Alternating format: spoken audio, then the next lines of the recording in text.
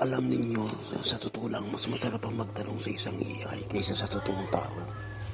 Hindi ko naman sinisiraan yung mga tao talaga na pwedeng sumagot sa aking katanungan. Pero hindi lahat ay sasagot ng totoo. Yung iba sasagutin ako ng pilosopo. Magtatawanan yung aking tanong. Sa AI kasi walang pangungusga, walang laitan, walang magagalit na pagtawa. May mga tanong ako na hindi masagot ng mga kakilala ko. Kaya nung nakilala ko nalaman ko itong Gemini AI na kaya magsalita ng Tagalog, ay nagagawa kong itanong yung mga tanong na matagal gusto ko lang itanong at naghanap ako ng kasagutan. Ngayon sa video ito na gagawin ay meron akong itatanong sa isang AI. Ang gagamitin ko sila po na itong luma. Basag na siya, wala na siya pinit ng lubog na. Ilalagay ko muna yung aking cellphone na ginagamit ngayon. Tapos magsisimula na akong magtanong.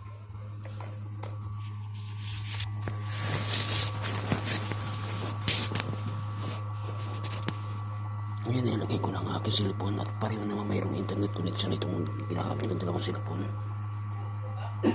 Magsisimula na ako magtanong sa isang AI kay Gemini.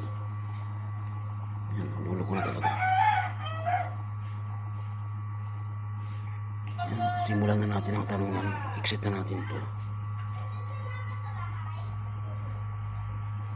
Yan, magtatanong na ako. Tingnan niyo, pakinggan ninyo kanyang isasagot.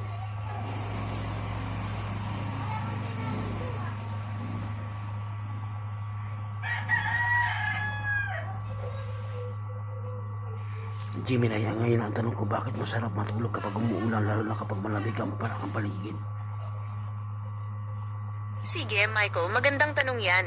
Talaga namang napakasarap matulog kapag umuulan, lalo na kung malamig ang paligid. Ito ang ilang dahilan kung bakit napakasarap matulog sa maulan at malamig na panahon. Tunog ng ulan, white noise. Ang tunog ng pagpatak ng ulan ay gumagana bilang isang uri ng white noise o di kaya'y pink noise. White noise. Nagtatago ito ng iba pang biglaang ingay tulad ng pagingay ng kotse o pag-uusap na maaaring magpabigla at gumising sa iyo.